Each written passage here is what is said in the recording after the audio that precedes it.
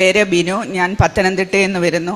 ഞാൻ 2024 നവംബറിൽ ഉടമ്പടി എടുത്തു. എൻ്റെ മകന് വേണ്ടിയാണ് എടുത്തത്. മകന് 2024 മാർച്ച് 7 ഒരു ആക്സിഡൻ്റ് ഉണ്ടായി. ആക്സിഡൻറ്റ് മോനും മോൻ്റെ ഒരു കൂട്ടുകാരനും കൂടെ ബൈക്കിൽ യാത്ര ചെയ്യുമ്പോൾ ഒരു ഓട്ടോയുമായിട്ട് കൂട്ടിയിടിച്ച് ആക്സിഡൻറ്റ് ഇച്ചിരി വലുതായിരുന്നു. ഹോസ്പിറ്റലിൽ കൊണ്ടുചെന്ന ബിലീവേഴ്സിലായിരുന്നു കൊണ്ടുപോയ തിരുവല്ല. അവിടെ ചെന്നപ്പോൾ 48 മണിക്കൂർ കഴിഞ്ഞ് എന്തെങ്കിലും പറയാൻ പറ്റുമെന്ന് പറഞ്ഞ് അങ്ങനെ മോൻ്റെ ആക്സിഡൻറ്റിൽ അവന് വലത് കൈയുടെ എല്ല് പൊട്ടി, പിന്നെ ഇടിപ്പല്ല് രണ്ടും പൊട്ടി, പിന്നെ ബ്ലാഡറിൽ ചതവുണ്ടായി, മൂത്രനാളി ചുരുങ്ങിപ്പോയി. ഇത്രയും കുഴപ്പമുണ്ടായിരുന്നു. അവിടെ വെച്ച് അവർ കയ്യിലെ അസ്ഥിയുടെ ഓപ്പറേഷൻ ചെയ്തു. പിന്നെ ഇടിപ്പല്ലിന് ബെൽറ്റിട്ട് അത് റെസ്റ്റ് എടുക്കാൻ പറഞ്ഞു. പിന്നെ ഈ ബ്ലാഡറിൻ്റെ അതും മൂത്രനാളിയുടെ ചികിത്സയും ഇവിടെ ഇല്ല, നിങ്ങൾ വേറെ എവിടെയെങ്കിലും പോയി ചികിത്സിക്കണം, അതിന് 50 ലക്ഷം രൂപ ചിലവാകുമെന്ന് പറഞ്ഞു. അവിടുത്തെ ചികിത്സയെല്ലാം കഴിഞ്ഞ് ബ്ലാഡറും ഈ മൂത്രനാളിയുടെയും ചികിത്സ 3 മാസം കഴിഞ്ഞ് തുടങ്ങാൻ പറ്റും. അത് ഓപ്പറേഷൻ ചെയ്യണം. അങ്ങനെ 3 മാസം കഴിഞ്ഞ് ഞങ്ങൾ രാജഗിരി ഹോസ്പിറ്റൽ ആലുവ അവിടെ ചെന്നു. അപ്പം ഇതിന് 50 ലക്ഷം രൂപ ചിലവാകുമെന്ന് പറഞ്ഞു. ഞങ്ങൾക്ക് സാമ്പത്തികമായിട്ട് വലിയ ബുദ്ധിമുട്ടുള്ളവരാണ്. അവിടെ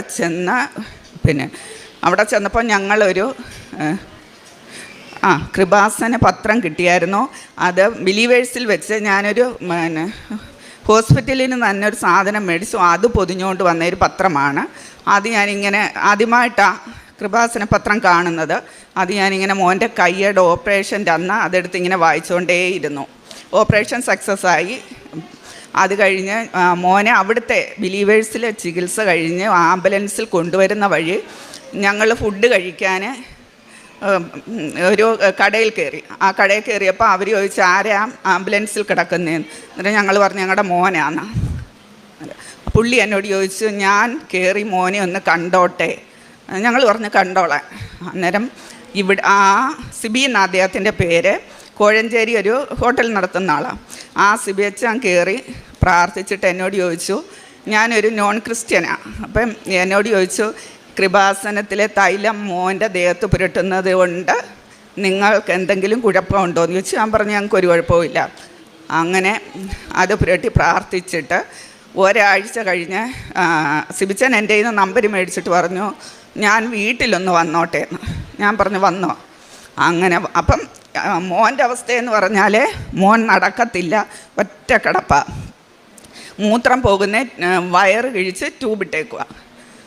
അങ്ങനെ കിടന്ന പുള്ളി വന്ന് പ്രാർത്ഥിച്ചു. അപ്പം പുള്ളിയുടെ ഒരു ഫ്രണ്ടും കൂടെ വന്ന്, സന്ദീപ് ബ്രദർ, 2 പേരും കൂടെ വന്ന് പ്രാർത്ഥിച്ചിട്ട് 4 മാസം കഴിഞ്ഞ് മോൻ്റെ ബ്ലാഡറിൻ്റെയും പിന്നെ മറ്റുള്ള ചികിത്സ തുടങ്ങാൻ പറ്റുള്ളൂ. അപ്പം ഈ ബ്രദർ എന്നോട് പറഞ്ഞു ഞാൻ ബിനുവിനോട് പറയുന്നത് പോലെ ചെയ്യണം, ഞാൻ എന്നും വചനം ഇട്ട് തരാം, അതെന്നും പ്രാർത്ഥിക്കണമെന്ന്.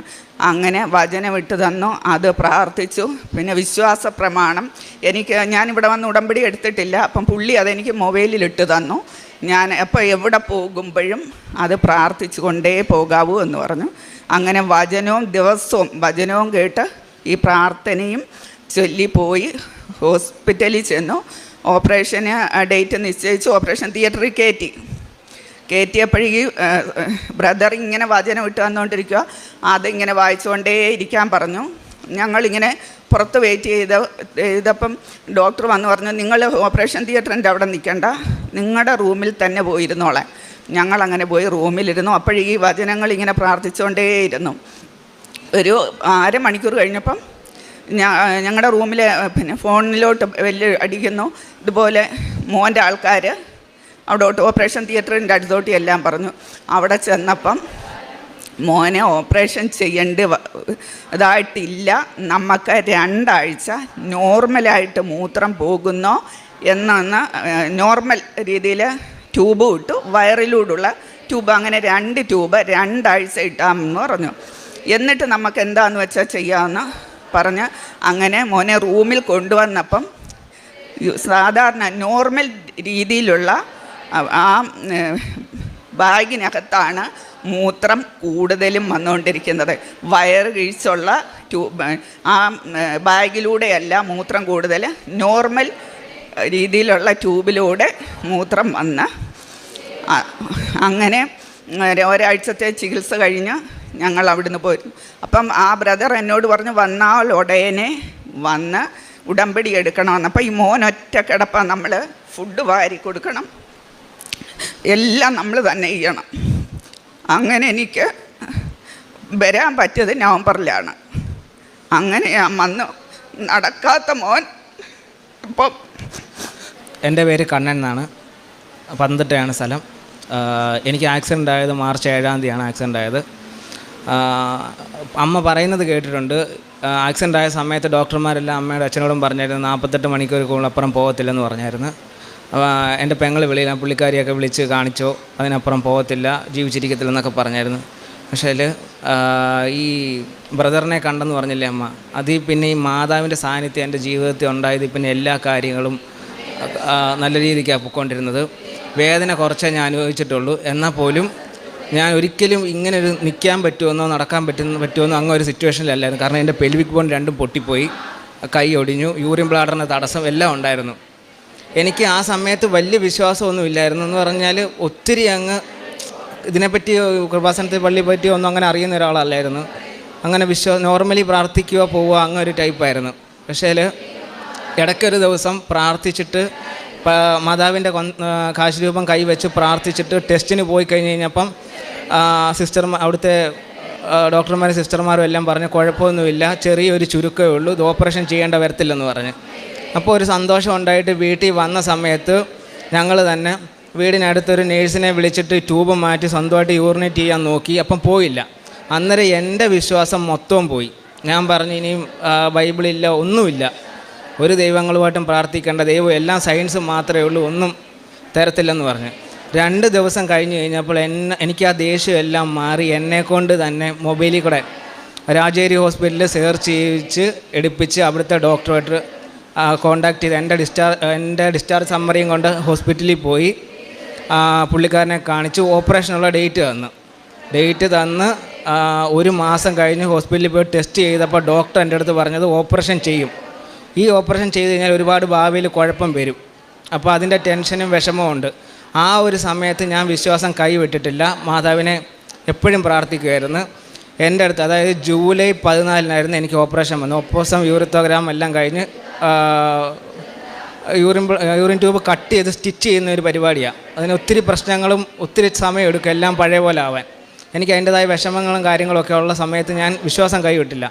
അന്ന് രാത്രി ഡോക്ടർ വന്ന് പറഞ്ഞ് 13-ാം തീയതി വന്ന് പറഞ്ഞിട്ട് പോയി, 14-ാം തീയതി രാവിലെ നിനക്ക് ഓപ്പറേഷനാണെന്ന് പറഞ്ഞ്. എന്നാൽ പോലും ഞാൻ വിശ്വസിച്ചിരുന്ന് എൻ്റെ ഓപ്പറേഷൻ നടക്കത്തില്ലെന്ന്. രാവിലെ എല്ലാം കഴിഞ്ഞ് ഓപ്പറേഷൻ എല്ലാം കഴിഞ്ഞ് കണ്ണ് തുറന്നപ്പം എൻ്റെ ദേഹത്ത് മൊത്തം ട്യൂബ് ഇട്ട് സുപ്രഭവിക്ക് ഇട്ടേക്കുക, ഹോളി ട്യൂബ് ഇട്ടേക്കുക, ദേഹത്ത് മൊത്തം ബ്ലഡ് പൊയ്ക്കൊണ്ടിരിക്കുക. ഓപ്പറേഷൻ കഴിഞ്ഞെന്നാണ് ഞാൻ വിചാരിച്ചത്. എല്ലാം കഴിഞ്ഞ് ഡോക്ടറിനോട് ചോദിച്ചപ്പോൾ ഡോക്ടർ പറഞ്ഞു ഓപ്പറേഷൻ ചെയ്യേണ്ട വന്നിട്ടില്ല, ചെറിയൊരു ചുരുക്കേ ഉള്ളൂ, ട്യൂബ് ഇട്ടാൽ മതി, 1 മാസം കഴിയുമ്പം എല്ലാം ശരിയാവുമെന്ന് പറഞ്ഞു. അങ്ങനെ 1 മാസം കഴിഞ്ഞ് ആശുപത്രി പിന്നെയും വന്നപ്പോൾ ഫസ്റ്റ്, അതായത് ആക്സിഡൻറ്റ് കഴിഞ്ഞിട്ട് 3-4 മാസത്തിന് ശേഷമാണ് യൂറിനേറ്റ് ചെയ്യാൻ ശ്രമിക്കുന്നത്. ആ സമയത്ത് പോവത്തില്ല എന്നുള്ളൊരു ടെൻഷനുണ്ട്. ഈ ട്യൂബെല്ലാം മാറ്റി ഡോക്ടർ പറഞ്ഞ് ബാത്റൂമിൽ പോയിട്ട് യൂറിൻ പാസ് ചെയ്യാൻ പറഞ്ഞു. അങ്ങനെ യൂറിൻ പാസ് ചെയ്യാൻ ശ്രമിച്ചപ്പം ആദ്യമേ ഒന്നും പോയില്ല. പിന്നെ കാശുരൂപം പോക്കറ്റിൽ നിന്ന് എടുത്ത് പ്രാർത്ഥിച്ചിട്ട് ഒന്നുകൂടെ ചെയ്ത് കഴിഞ്ഞപ്പോൾ യൂറിൻ പോവുകയും ചെയ്ത് ഞാൻ അറിയാതെ തന്നെ എൻ്റെ കണ്ണിൽ കൂടെ ഇങ്ങനെ വെള്ളം ഇങ്ങനെ പൊയ്ക്കൊണ്ടിരിക്കുക. ആ സമയത്ത് എൻ്റെ തോളത്ത് മാതാവ് കൈ വെച്ചേക്കുന്നതായിട്ട് ഞാൻ കണ്ടിട്ടുമുണ്ട്.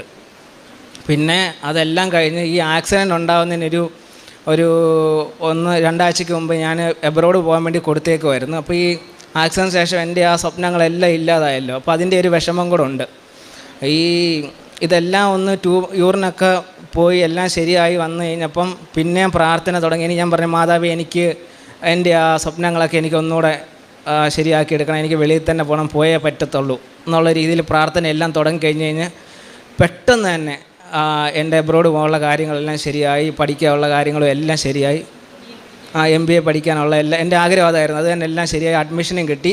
ആദ്യത്തെ ഇൻ്റർവ്യൂ തോറ്റെന്ന് പറഞ്ഞു കഴിഞ്ഞാൽ ഒരു ട്രയൽ പോലെയായിരുന്നു. അതിൽ കിട്ടിയാലേ അടുത്തതിലോട്ട് പോകത്തുള്ളൂ. അത് തോറ്റു. പക്ഷേ അവർക്ക് എന്തോ തോന്നി പിന്നെ ഒന്നുകൂടെ എനിക്ക് ഡേറ്റ് തന്ന് അത് പാസ്സായി അവസാനം ഇപ്പോൾ പോകാനുള്ളതായി വന്നേക്കും. മാതാവിൻ്റെ അനുഗ്രഹം കൊണ്ട് ഇപ്പോൾ ഒരുപാട് കാര്യങ്ങൾ എല്ലാം ചോദിച്ചതെല്ലാം തന്നിട്ടുണ്ട്. കണ്ടിട്ട് കാണാനും സാധിച്ചിട്ടുണ്ട്. ചോദിച്ചതെല്ലാം തന്നിട്ടുമുണ്ട്. ഇടയ്ക്കിടയ്ക്ക് മനസ്സിൽ പറയും നന്മ മാത്രം ചെയ്യുക, വേറെ ഒന്നും ചെയ്യരുതെന്ന് പറയും. ഇപ്പോൾ എൻ്റെ ഭാഗത്തുനിന്ന് ഞാനിപ്പം ഇടയ്ക്ക് കൂട്ടുകാരുമായിട്ട് ഇങ്ങനെ അലച്ചും വച്ചൊക്കെ സംസാരിക്കുമ്പോഴാണെങ്കിൽ പോലും പിന്നെ ഞാൻ ഒറ്റയ്ക്കിരിക്കുന്ന നിമിഷങ്ങളിൽ പറയും എപ്പോഴും നീ ശാന്തമായിട്ടിരിക്കുക, ഒരു പ്രശ്നത്തിനും പോകരുത്, നല്ല രീതിയിൽ തന്നെ ജീവിക്കുക, നല്ലത് തന്നെ ചെയ്ത് മുന്നോട്ട് പോകുക എന്ന് പറഞ്ഞിട്ടുണ്ട്. അങ്ങനെ ഒരുപാട് ദർശനങ്ങളും കാര്യങ്ങളും ഒരുപാട് അനുഗ്രഹങ്ങളും മാതാവിൻ്റേതായിട്ട് കിട്ടിയിട്ടുണ്ട്. ഇത് ഉപ്പും ഉടമ്പടി തൈലും എല്ലാം അമ്മ തരികയോ ഉപയോഗിക്കുക എല്ലാം ചെയ്തിട്ടുണ്ട്. എല്ലാം ഇവിടുന്ന് മാതാവിൻ്റെ എല്ലാ അനുഗ്രഹങ്ങളും കിട്ടിയിട്ടുണ്ട്. സന്തോഷമാണ് എല്ലാവരും. ബാക്കിയുള്ളവരോട് പറയുന്നതിലും എനിക്ക് സന്തോഷമേ ഉള്ളൂ. സങ്കീർത്തനം 23 മരണത്തിൻ്റെ നിഴൽ വീണ താഴ്വരയിലൂടെയാണ് ഞാൻ നടക്കുന്നതെങ്കിലും അവിടുത്തെ ഊന്നുവടിയും ദണ്ടും എനിക്ക് ഉറപ്പേകുന്നു. തൻ്റെ ജീവിതത്തിൽ എങ്ങനെ തനിക്ക് തൻ്റെ മകൻ ആക്സിഡൻ്റ് ആയ കാര്യം പറഞ്ഞാണ് ബിനു എന്ന ഈ മകള് ആ ഒരു സാഹചര്യത്തിൽ ഉടമ്പടി എടുത്ത ഓരോ മക്കൾ എങ്ങനെയാണ് മറ്റുള്ളവരുടെ ജീവിതത്തിൽ പ്രതീക്ഷകൾ നൽകുന്നത്. അതായത് നാം ചെയ്യുന്ന കാരുണ്യ പ്രവർത്തനങ്ങൾ, പ്രേക്ഷിത പ്രവർത്തനം, അതുമൂലം ഒരു ബ്രദർ തങ്ങൾക്ക് വേണ്ടി പ്രാർത്ഥിച്ചു. കൃപാസനത്തിൻ്റെ ഒരു പത്രം, ഒരു തുണ്ട് പേപ്പറാണ് തനിക്ക് ആദ്യമേ കിട്ടുന്നത്. ആ പേപ്പർ ഇപ്പോഴുണ്ടോ? ആ പേപ്പർ എൻ്റെ കയ്യിൽ ഇപ്പോഴും ഉണ്ട്, എൻ്റെ ബാഗിനകത്ത് ഇപ്പോഴും ഉണ്ട്. ആ ഒരു തുണ്ട് പേപ്പർ കിട്ടുന്നു, അത് വീണ്ടും വീണ്ടും വായിച്ചു കൊണ്ടിരുന്നു. അങ്ങനെ തൻ്റെ മകൻ്റെ ഓപ്പറേഷൻ്റെ കോംപ്ലിക്കേഷൻസൊക്കെ ആദ്യത്തെ ഘട്ടം അതൊക്കെ എങ്ങനെയാണ് വളരെ നല്ല രീതിയിൽ മുമ്പോട്ട് പോയത്. പിന്നീടും അമ്മ കൈവിട്ടില്ല. കൃപാസന പത്രം കിട്ടിയ ഒരു വ്യക്തി, അതായത് അമ്മ അടുത്ത് വന്നു എന്നുള്ളതാണ്. അടുത്ത് വന്നു കഴിഞ്ഞാൽ അമ്മ അകന്നു പോകില്ല. അമ്മ വീണ്ടും കൂടെ നടക്കുകയാണ്. ഇവർ കയറുന്നത് ഒരു ബ്രദർ, കൃപാസനത്തിൽ വരുന്ന ഒരു ബ്രദറിൻ്റെ ഷോപ്പിലേക്കാണ് കയറുന്നത്. അവിടെയും വീണ്ടും ബ്രദർ എങ്ങനെ പ്രവർത്തിച്ചു, ഈ മകൾക്ക് എങ്ങനെയാണ് കൃപാസനത്തെക്കുറിച്ച് കൂടുതലായിട്ടുള്ള വ്യക്തത കിട്ടിയത്. പിന്നീട് തൻ്റെ പ്രാർത്ഥന, പ്രത്യക്ഷീകരണ പ്രാർത്ഥനയും വചന വായനയും ഒക്കെ ആയിട്ട് ഈ മകൾ മുമ്പോട്ട് പോകുന്നു. വിശ്വാസ പ്രമാണം പ്രാർത്ഥിക്കുന്നു. തൻ്റെ ജീവിതത്തിൽ താൻ ഇതൊന്നും കണ്ടിട്ടില്ല, കേട്ടിട്ടില്ല, എന്നാൽ തനിക്ക് നന്മയായിട്ടുള്ളതാണ് സംഭവിക്കുന്നത് എന്ന് മനസ്സിലാക്കുമ്പോൾ കുടുംബം പിന്നീട് എങ്ങനെയാണ് ഈശോയെ ഏറ്റുപറയുന്നത്. അങ്ങനെ തൻ്റെ മകൻ്റെ പിന്നീട് കിട്ടിയ സൗഖ്യ അനുഭവം, ഓപ്പറേഷൻ വേണമെന്ന് പറഞ്ഞു. അതിൻ്റെയൊക്കെ റിസ്ക് എത്രമാത്രം അത് കണ്ണനും നമ്മോട് പങ്കുവെച്ചു. അങ്ങനെ ആ റിസ്ക് ഒക്കെ ഈ മകൻ കടന്നുപോയ ഓരോ അനുഭവങ്ങളാണ് ഈ മകന് എല്ലാം തള്ളിപ്പറഞ്ഞു. പിന്നീട് ഇതൊന്നും നടക്കില്ല, ഇനി ഒരു ദൈവവുമില്ല എന്ന് പറഞ്ഞു. പക്ഷേ അമ്മ വിടുന്നില്ല. അമ്മ തന്നെ എല്ലാറ്റിനും ഈ മകനെ ഓരോന്നും മനസ്സിലാക്കി കൊടുക്കുന്നു. ഇന്ന് എനിക്കെൻ്റെ ജീവിതത്തിൽ കിട്ടാത്തതായിട്ടൊന്നുമില്ല, ഞാൻ ചോദിച്ചതെല്ലാം അമ്മ തന്നു, എനിക്കിന്ന് സന്തോഷമാണ്. തൻ്റെ അടുത്ത് അമ്മ വന്ന് നിന്ന അനുഭവം മകനുണ്ടായി. അങ്ങനെ ഇന്ന് ഈശോയുടെ സാക്ഷികളാകാൻ തങ്ങൾക്ക് കഴിഞ്ഞതിൽ അഭിമാനിച്ചുകൊണ്ട് തനിക്ക് എബ്രോഡ് പോകാനുള്ള കാര്യങ്ങളുമൊക്കെ റെഡിയായി എന്ന ഒരു സന്തോഷത്തിൻ്റെ ഈ അവസ്ഥയിൽ ഇവിടെ വന്ന് തനിക്ക് നിൽക്കാൻ പോലും പറ്റാത്ത അവസ്ഥ, തനിക്ക് ഇങ്ങനെ ഒരു സാഹചര്യമായിരുന്നു തനിക്ക്. എന്നാൽ ഇന്ന് തനിക്ക് ഈ അൾത്താരയിൽ അമ്മ പ്രത്യക്ഷപ്പെട്ട ഇടമാണിത്. ഇവിടെ വന്ന് നിന്ന് ഒരു സാക്ഷ്യം പറയുക എന്നുള്ളത് തീർച്ചയായും അത് ലൂർദിലോ ഫാത്തിമയിലോ ഒന്നും പോയി നമുക്ക് ചെയ്യാൻ പറ്റില്ല. എന്നാൽ നമുക്ക് അമ്മ പ്രത്യക്ഷപ്പെട്ട ഈ ആലയമുള്ളപ്പോൾ ഇവിടെ നമ്മെ നോക്കിയിരിക്കുന്ന അമ്മയും ഈശോയുമുണ്ട്. ഇവിടെ നമുക്ക് എല്ലാ സാഹചര്യങ്ങളുമുണ്ട്. ഒന്ന് മാത്രമേ നാം ചെയ്യേണ്ടതുള്ളൂ, നന്ദിയുള്ളവരായിരിക്കുക. അതാണ് സാക്ഷ്യത്തിലൂടെ നാം പങ്കുവയ്ക്കുന്നത്.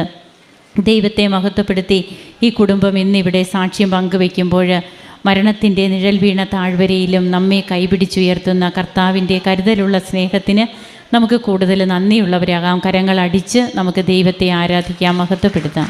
അത്യപൂർവ ദൈവാനുഭവങ്ങൾ ഇനി നിങ്ങൾക്കും സ്വന്തം.